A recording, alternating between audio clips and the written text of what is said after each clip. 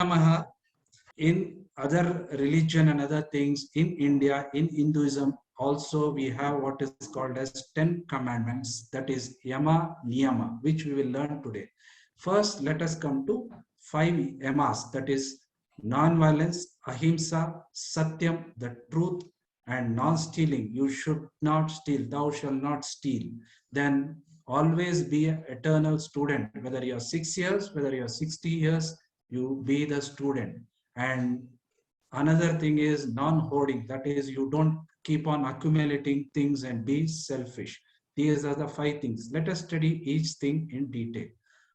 First is ahimsa, that is we in our scripture it tells reverse way. You know, if you just follow ahimsa means it becomes very difficult. So ahimsa is non-violence. Yeah, so how to practice? So first thing is you have to avoid violence. So you have to avoid all forms of violence. Now, violence is not just physical. If you tell bad words, if you shout unnecessarily at somebody, and even in mind, if you curse somebody, it is called violence. So we can divide it into avoidable and unavoidable. Can you tell somebody unavoidable violence? Like when our friend I don't know, when our friend doesn't share something with us. That is not violence. No, it's his choice. He wants to share, he doesn't want to share. That is different. When our friends are bullying us, we need to do self-defense and we need Those are avoidable violence. When it's doing what I am telling is unavoidable violence. So can I tell? Partially you are correct, partially you are correct. Fighting. Sir, can I tell? Yeah, tell. Sir, can I tell, Raghav? Yeah. Unavoidable violence. So it is when someone is harming someone else, when we defend that person, it is unavoidable violence. Correct. Very good. Like Next. we cannot like stop that violence, or we ourselves will get hurt or something. See, some other thing, for example, mosquito sits and bites. You will eat the mosquito. That is a natural instinct because you have to save yourself.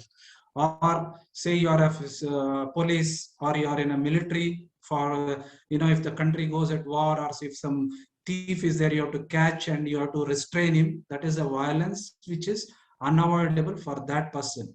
So those are all accepted.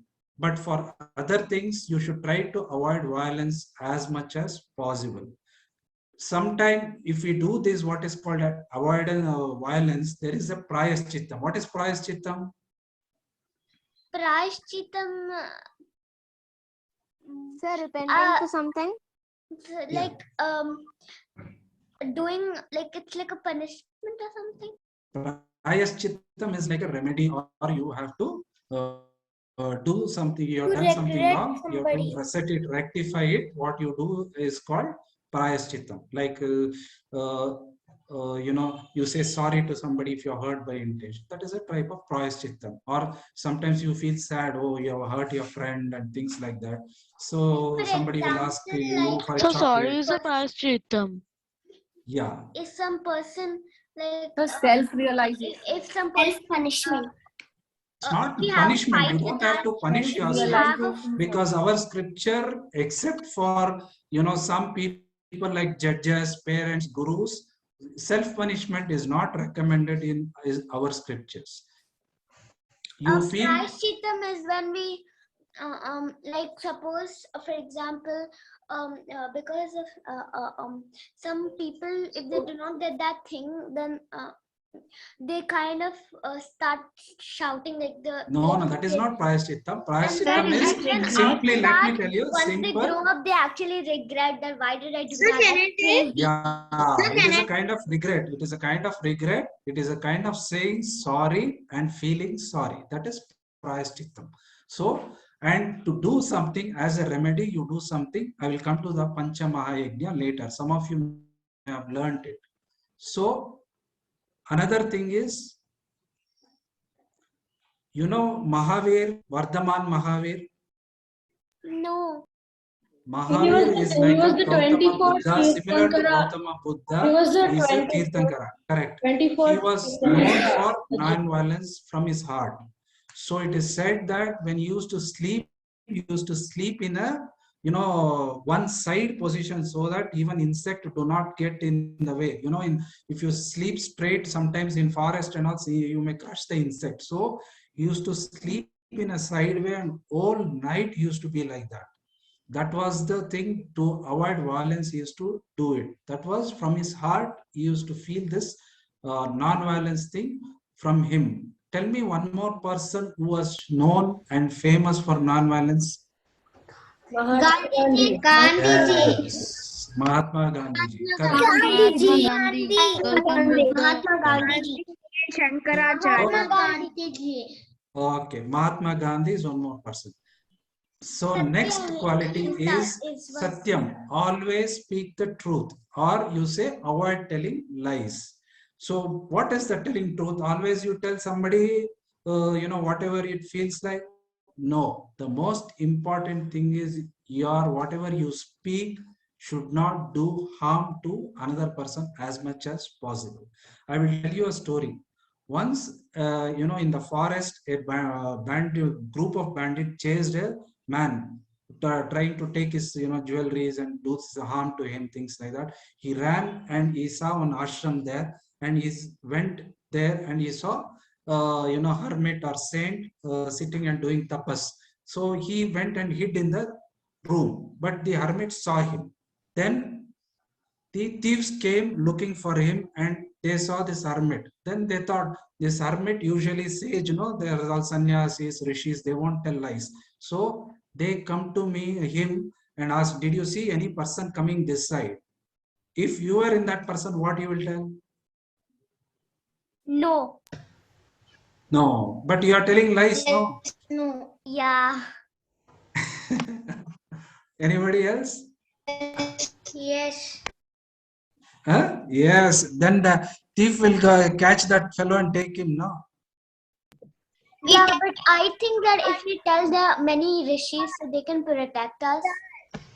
Or We we can say him yes, and we will go faster than the thief and save that person. So we can It do is the okay same if you thing are a that happened in the Superman. Mahabharata. We See, can just say the half truth and yeah. half lie.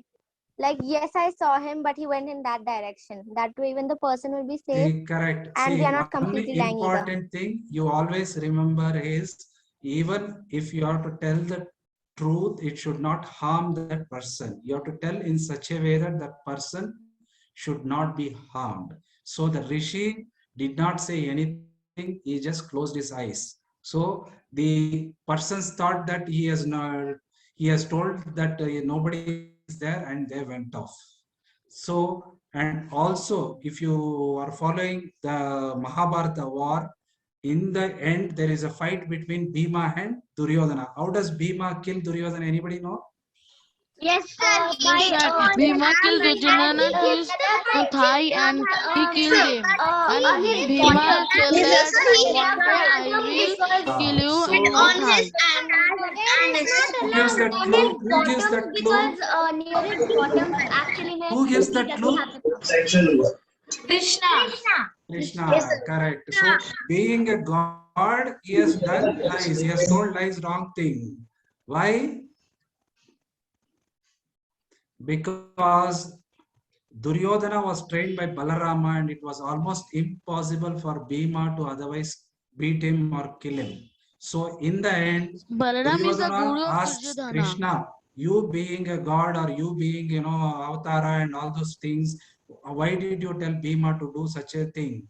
Then he tells Duryodhana that you have lived all your life doing bad things. How do you expect other to do you good things? You have reaped what you have sowed. That is what he tells. So if Krishna had not used these tactics, it would have been impossible for Pandavas to defeat the evil Kauravas. So even though Satya is a great virtue, even our own India, so motto is Satyameva Jayati. We should remember always that our whatever we speak should not hurt anybody. For example, I will give you, your mother cooks a good dish, makes some dish and gives, and you eat it. It doesn't taste good. You should not suddenly say, hey, it's not good. You should tell it is very good. You add little more sugar to it, or you add masala. Why don't you make sandwich with your own good, nice hands? That is the way to tell. Or if you find some friend dress, wearing dress and it doesn't suit, and they come and ask how it is, you should say it looks good, but why don't you wear red, or why don't you wear that pant? Then you will look much better. That is the way to put politely. You should also tell the truth, but you should not harm that person. You understood? And second, other important quality is steyam. That means you should not steal. Steyam varjana means you should not stealing. You should not steal other things. That also means that you should not copy from other person. You now in class and all, copying, it is not good. And if somebody gives you some help, you should always acknowledge and say thank you and tell your parents or others that they have helped you. If you don't do that, it is also as good as stealing. You understood? Another is Maithuna Varjanam. That means if you are a boy, you should behave with respect with to girls and vice versa. You should not tease them, you should not hurt them, or you should not comment bad. So this is also very important, because in your school, in your apartments, you will have meet children who are, girls, boys mingle. So you should always have respect and treat them as friends and sisters and brothers. This is very important. And other important thing is parigraha. That is, you should not possess too many things. Nowadays, it is consumerism. You will see advertisement, you will see many things, and you will everything you see, you should not ask to, buy and keep on. You should find out what is needed, and sometimes if you find that is not useful, you should give it to others who need it and share it. Like books you can share, toys you can share, and many other things. There are many in your own apartments, other things. There will be workers, their children will be there. They may not have toys, they may not have clothes. You should give what you are not using to them. Understood? So this we have learned it. And next is yamas. These are all some things which you should positively practice. So the 5 things is, first is shaucham. Shaucham is cleanliness. So you should always maintain your body. You dress everything very neatly.